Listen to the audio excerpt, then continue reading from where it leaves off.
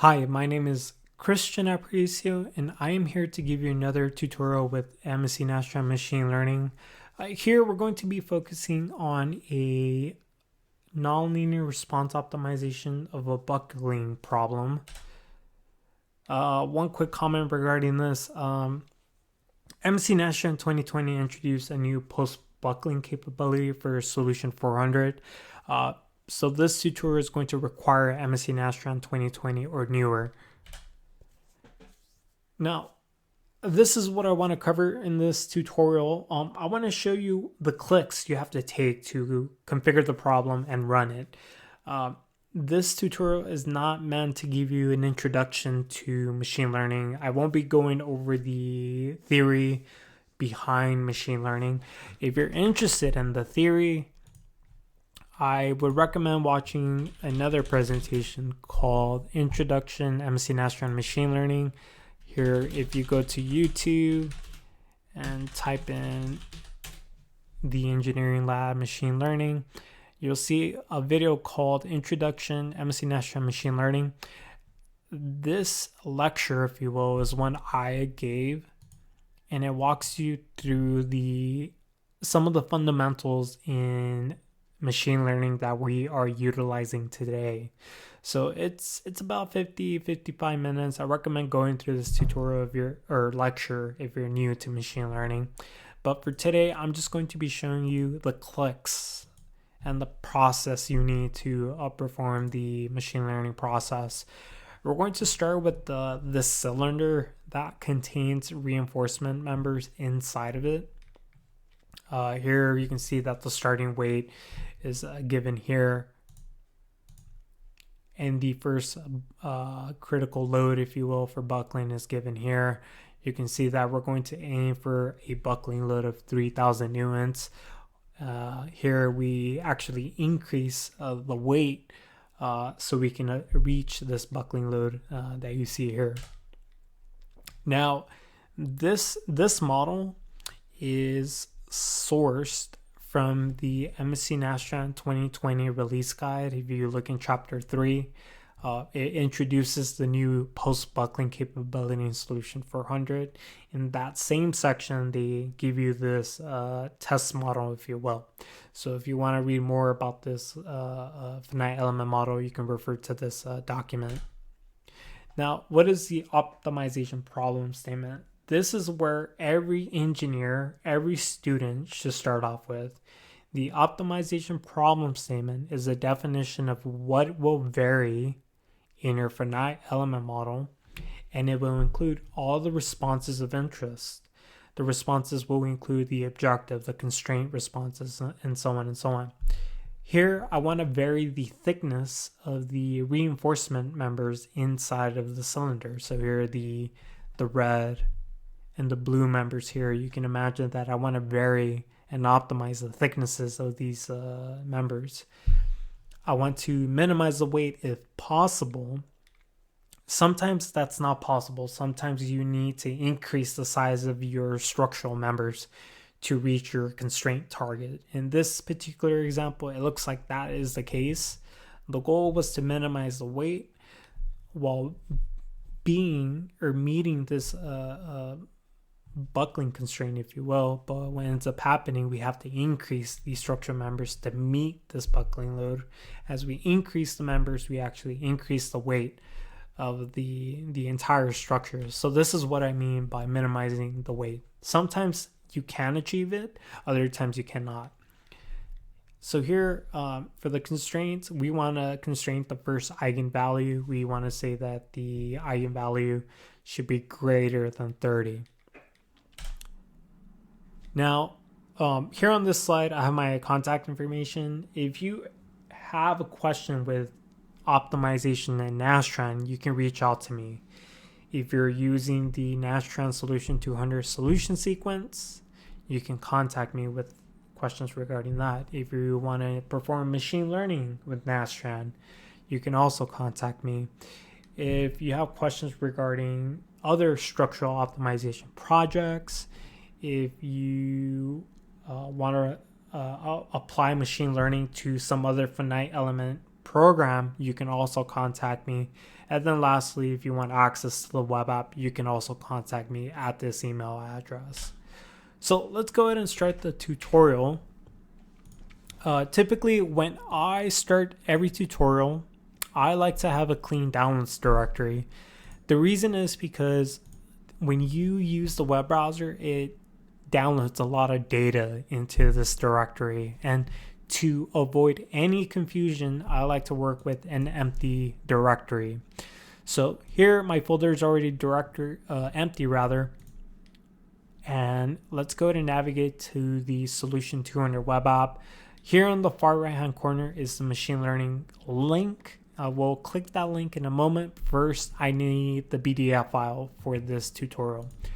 So I'm going to open the user's guide, and I'm going to click machine learning tutorials, and I'm going to click starting files to download the starting files. So in this PDF file is the finite element model. I've already used a pre-post processor, Patran, VMAP, whatever you have at the moment. For other users, you might be using the integrated solution called MSC Apex. You've already used this program to construct your finite element model. You already have your case control section. You have the elements, the grids, the loads. Everything's already defined. So you start off with these files. The first thing to do with these files is to run Nastran. The reason I'm running Nastran, and here I'm running NLBK cylinder 2, you need to generate the H5 file type. The H5 file will contain all your outputs of Nastran. It will contain the weight responses, it will contain the stress responses, and so on and so on.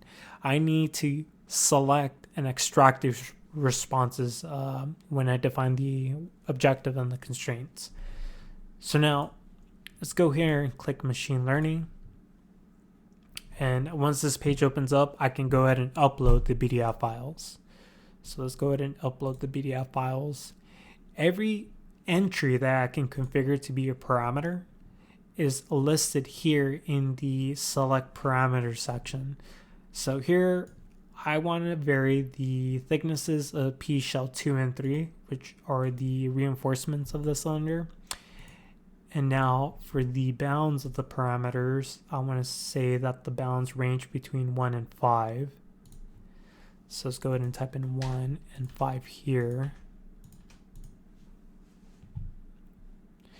And after that, let's go ahead and do the following. Let's navigate to the sample section. This is where you generate your so-called training data. Let's go ahead and click land hypercube reproducible. The true land hypercube design is generated partially randomly. What I mean by that is here, if I select the first option, land hypercube, I get a design. Here, the first design or the first value for parameter 1, x1 is 3.72 for 20 parameters. Remember, 3.72. If I regenerate the design, which I'm doing here, you can see that the first value is no longer 3.7.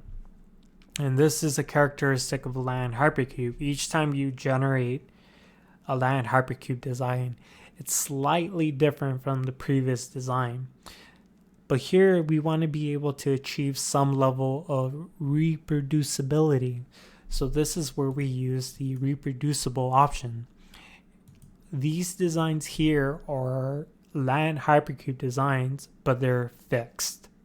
Internally is a list of land hypercube designs that have already been computed, and they're static. They're always going to be the same. So here, if I go from 10 to 20 and back to 10, you can see that I have the same values as I previously had before. Now, in terms of how many samples should you pick here, personally, I like to use 5 runs per parameter. That yields a total of 10 runs. We have 2 parameters. 5 runs per parameter yields a total of 10 runs. I'll explain what these 10 runs are used for later on. we'll go to the section called responses, and we will upload the H5 file. And then here, what I want to select are two things. The first thing I want to select is the weight. So I'll select the grid weight data set. And then after that, I'll switch over to summary eigenvalue. And this is where I want to pick the first eigenvalue, which is corresponding to the buckling load factor, if you will. Now let's go ahead and look here. Let me just refer back to the tutorial. What I want to do is make sure that I'm doing this correctly, so that's why I'm referring back to the tutorial.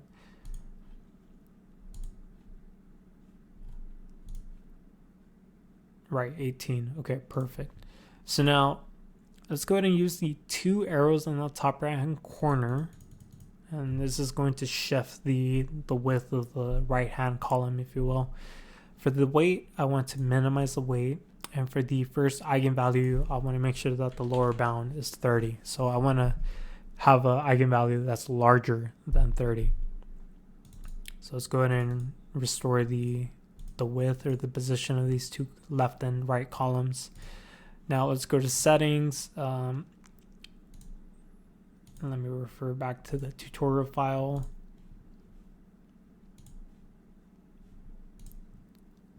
So here, I will go ahead and select the procedure to be machine learning. If you wanted to use a gradient-based optimizer to perform this optimization, you also have that option. If you wanted to perform traditional sensitivity analysis, you also have that option. But here we would just want to pick machine learning.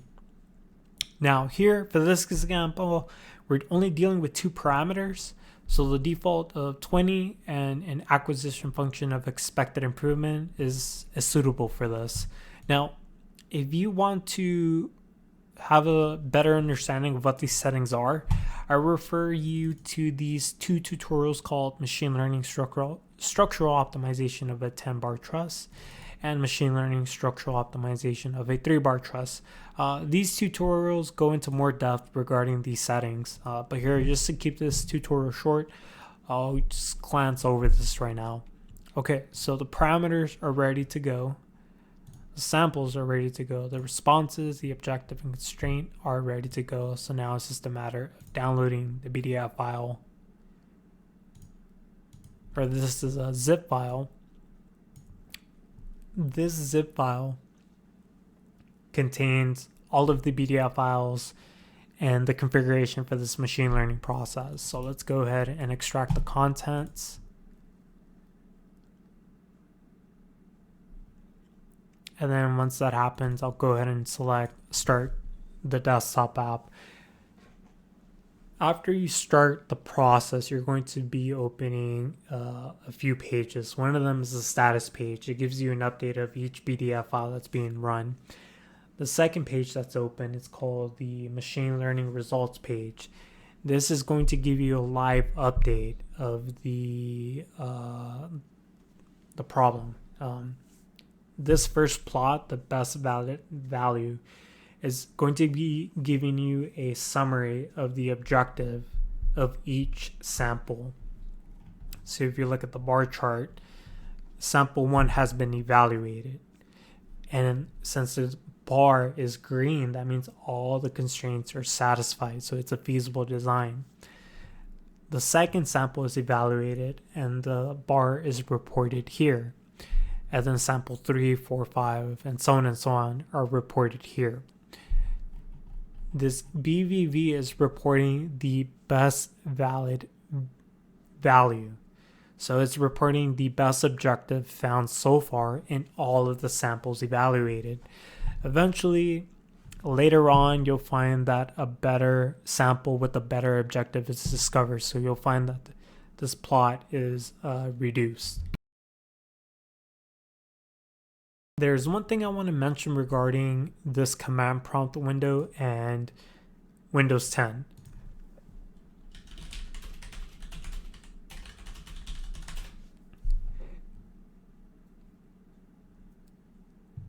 I have discovered that for some systems, let me see if I can find a good example of this.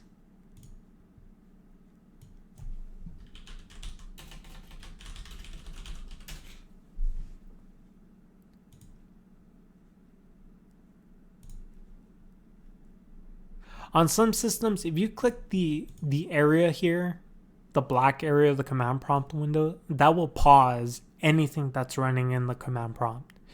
I noticed this when I was using Windows 10. When you click in the black area, it pauses the entire window. Sometimes you see the title change to select. So actually, if I go to the images here, you'll see what I'm referring to. So here the image says select. When it says select, that means the window has been paused. And now that I think about it, I believe it was select. So let me go here and look at this for a moment. Right, it says select. If it says select, that means the command prompt window has paused. What you need to do is press the space bar to continue the command prompt operation. So just in case you see that it's stuck with select, you can continue or unpause it by pressing the space bar button. If you Google this issue, if you will, you find eventually that to fix this, you can disable what's called the quick edit mode, and that will prevent this issue from ever coming up for you. But I wanted to bring it up because I know some of you are Windows 10 users. Now, here you can see that after sample 6, a better design with with the better objective was found so far.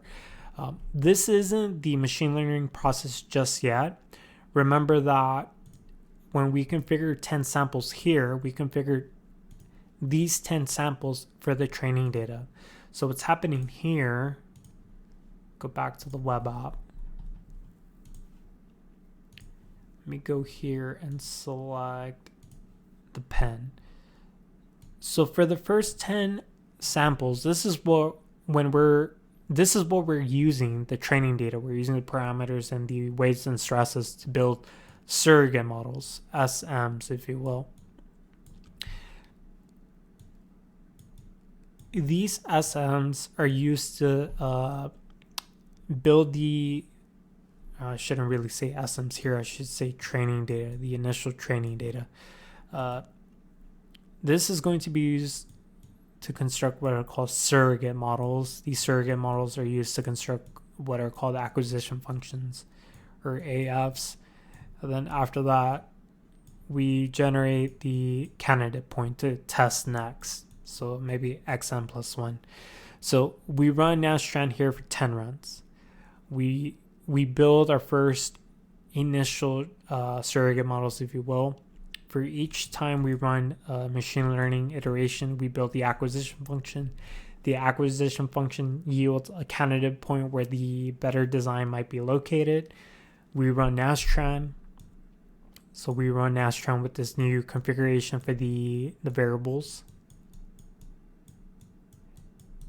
And then the outputs of that are used to update the surrogate models. And then it becomes this loop again and again where we regenerate the surrogate models and the acquisition functions. We find a new candidate point, we run Nastran, and then we take the new data and update the surrogate models, acquisition function, and we repeat the process again and again.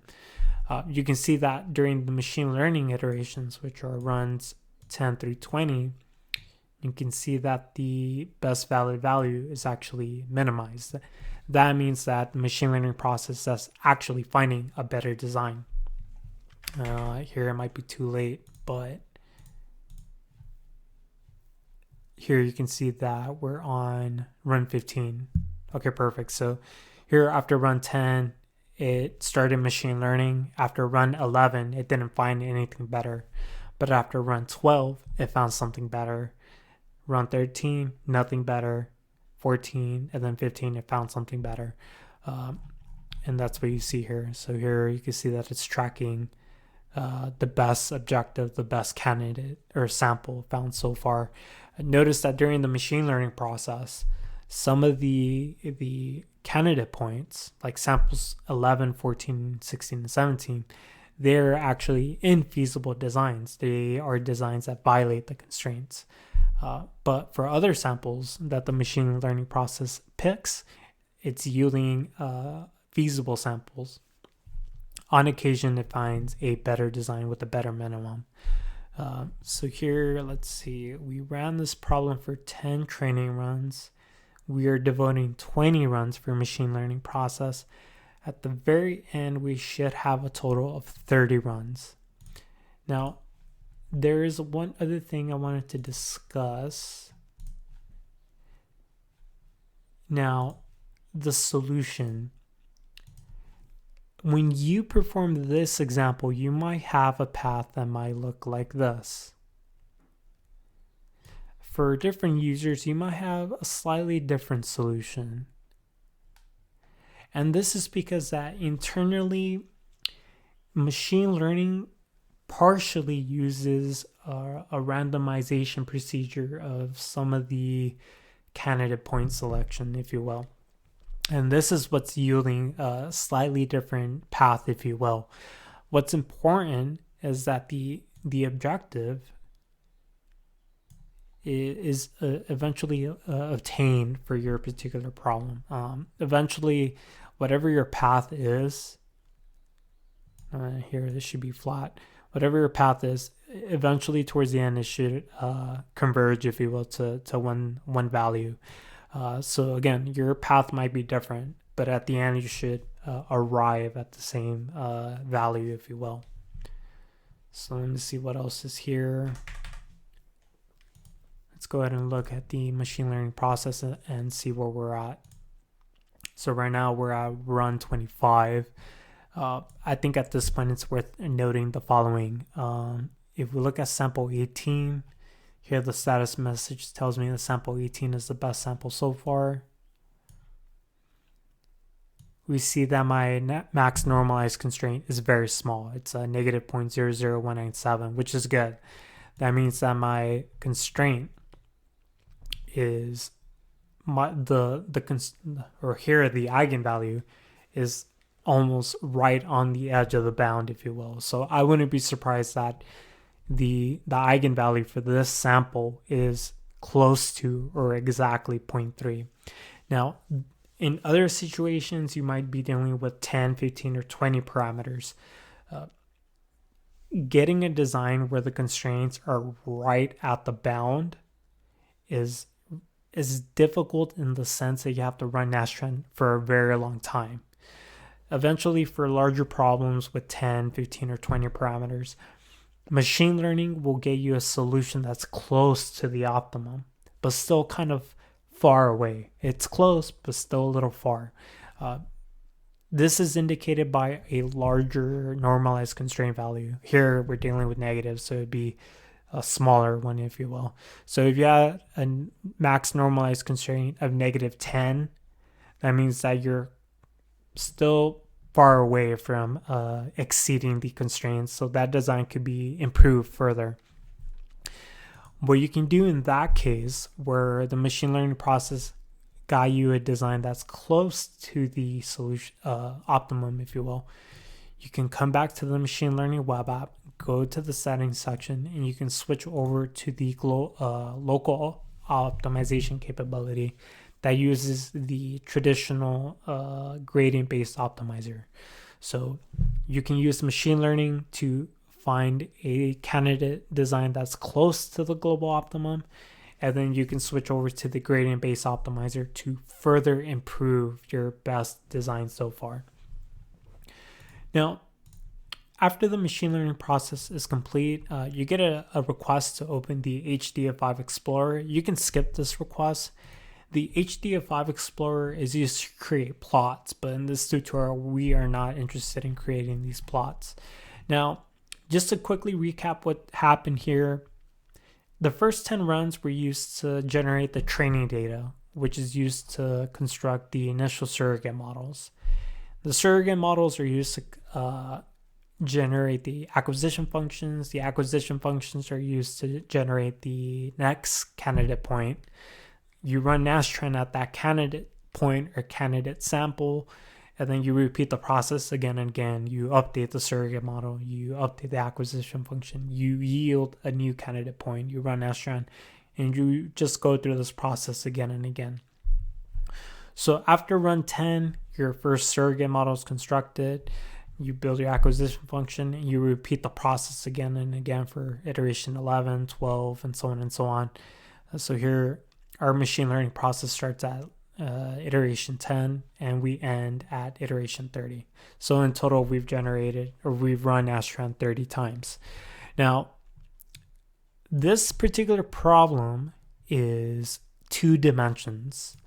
So that's good for us because we can actually use what's called the prediction analysis web app. So this is sort of a bonus for this tutorial. The prediction analysis web app can be used to create the surrogate models I mentioned earlier. So what I'm going to go ahead and do here is I'm going to upload the app configuration file. This app configuration file is going to be uploaded, and all 30 samples are going to be used or imported, if you will. Remember, sample 1 has an X1 and X2 configuration, sample 2 is here, and so on and so on. Everything's here. I'm going to upload the CSV file called app monitor responses.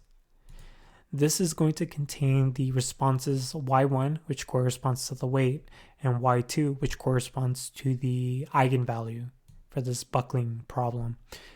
Once I upload this training data, if you will, I'll click Perform Regression.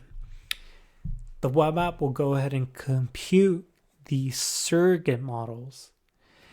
And since this problem is 2 dimensions, we can look at 3-dimensional plots of the predicted surface models for responses, weight, and eigenvalue. So we'll see that in a moment. Depending on the problem, sometimes this will go quick, other times it will go slow. Here we're almost at the end of this regression, so I think I'll just go ahead and wait a little bit longer for it to go ahead and finish. It's worth mentioning here that if you're interested in prediction analysis, I also have a set of tutorials for that. So here, if you look at the machine learning tutorials, I have 1, 2, 3, 4, and 5. You might be asking, when should I use this prediction analysis web app? If you're dealing with a Nastran run that might take hours, maybe half a day, a full day, you may not have the luxury of spending or using optimization to run Nastran multiple times. An alternative is to use what's called Gaussian process regression, where you run Nastran a couple of times. You use the training data from those few samples to construct prediction models or surrogate models. These surrogate models have a good degree of accuracy, if you will, so they can be used to predict the Nastran output without actually having to run Nastran. So here we're done with the regression. If I look at the plot, the contour plot, this is what's happening. So remember that the first 10 runs were devoted to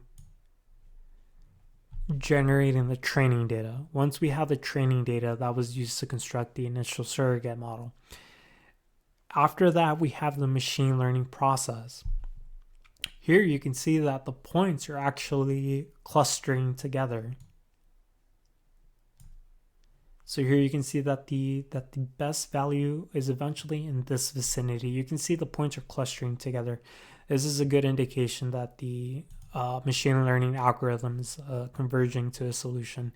If I look here, I see that the best sample is sample 18. And if I look here, this would be a sample 18. So again, I run Nastran 10 times. And here you can see 0.2, 0.3, and 0.10. This was used to build a surrogate model. Then the machine learning algorithm is picking points in the design space. Here you can see 0.21. Sometimes it picks a different point. Here 0.25 is in a region of the design space that has not been explored. So that's why that point is there. 0.30 is here. The machine learning algorithm is exploring the design space for a better solution. Eventually, it discovers that the best area where the optimum maybe would be this area, and that's why you see this clustering of the sample points. Eventually, sample 18 is the best candidate sample, if you will. Now, this surrogate model, if you will, is for the weight, and the weight happens to be a linear combination of the parameters. Let's look at the eigenvalue response. Here, I'll go ahead and select Y2.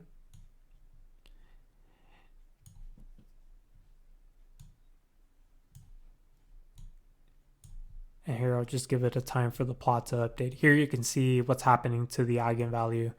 The eigenvalue response is actually not linear. It's actually got this curvature to it. Given the curvature of this response, sometimes the gradient-based optimizer can handle this, other times it cannot. Our problem happens to be a nonlinear response problem, so oftentimes a gradient-based optimizer is not suitable for nonlinear responses. But the alternative is to use machine learning technology, and this is what we use in this tutorial. Here, again, you can see what's happening with the eigenvalue. It's the same procedure. It first runs Nastran 10 times, and then it uses the information to build a prediction model for the eigenvalue. Here, if we zoom in and look at sample 18, you can see what the value for the weight, I believe, is here. We should do one last confirmation here. We should upload the BDF file and confirm what the, the eigenvalue is. So we'll do that right now. So we'll open the HDF5 Explorer and we'll upload the H5 file. And we are interested in sample 18, I believe. Sample 18, yeah. And let's go ahead and upload the file. And if we look here, you'll see that the first eigenvalue for sample 18 is 30. So the machine learning program has successfully discovered a design configuration that is right on the edge of our bound. If you recall, the bound we specified for the eigenvalue response was 30. So there is the last confirmation I wanted to leave you off with. Let's go ahead and go back to the tutorial here. So this is the third tutorial in the list of machine learning tutorials that I have here in the user's guide. I recommend watching the other tutorials that I have here, the 10-bar truss and the 3-bar truss. They detail the same topics I went over, but I describe them in slightly different terms. So when you watch the other videos, you'll get a better understanding of how everything is coming together to perform the machine learning process. The last thing I wanted to leave you off with is, suppose that I close everything. Maybe I'm going home for the day, I'm done with class, or I'm done with work. I come back the next morning and I want to continue my process. How do I import the files and reconfigure the files? I can go here, I can select files and pick all the BDF files and all the app configuration files. And then it will upload all the parameters I've selected. If I want to, I can delete parameters, I can add parameters. I can reconfigure the design. Maybe instead I want to use a mesh grid design or something like that. It's really up to you. I can go ahead and reconfigure the responses, if you will. So here I would go ahead and re-upload the H5 file, and I would go through the same procedure of selecting responses. Maybe you want to track I don't know, maybe for some reason you want to track 3 eigenvalues, you can select the responses and configure them however you please. And the settings, you can also, if you wanted to, you can switch over to gradient-based local optimization, and then you will come here and click download. Here, one thing to note is that one goal with the entire Nastran Solution 200 web app is to prevent any errors during Nastran execution. So you have these validations that happen. Here I have validation issues with the parameters. So here I forgot to specify the bounds, so I can specify the bounds. And notice that the status is updated in real time. So I don't have to wait until I run Nastran to find this problem. The problems are reported here as I make the entries, as I configure the entries. And then if I go back here, I can just go ahead and go through these one by one to fix them. And then here, I forgot to select an objective, so maybe I should do that right now. And then there we go. All the problems have been resolved. When I run this machine learning process, I think it was local optimization actually. I have the confidence that there will not be any issues, since all these validations have already caught it and you've corrected them. So now I want to leave my contact information as the last thing in this tutorial. Remember that if you want a bigger understanding of the theory that's powering the machine learning capability here, I refer you to that presentation on YouTube called Introduction to Nastran Machine Learning. That goes into more details of Bayesian optimization, Gaussian process regression. After this, if you have any questions regarding Solution 200, machine learning with Nastran, if you have questions with either Nastran or some other finite element program, you can reach me at this email address. If you have a different structural optimization problem and you want to optimize it, you can also contact me. And then if you want access to the Nastran Solution 200 web app, you can also contact me at this email address that I have here. So with that, I will go ahead and end here, and I would like to thank everyone for watching this video.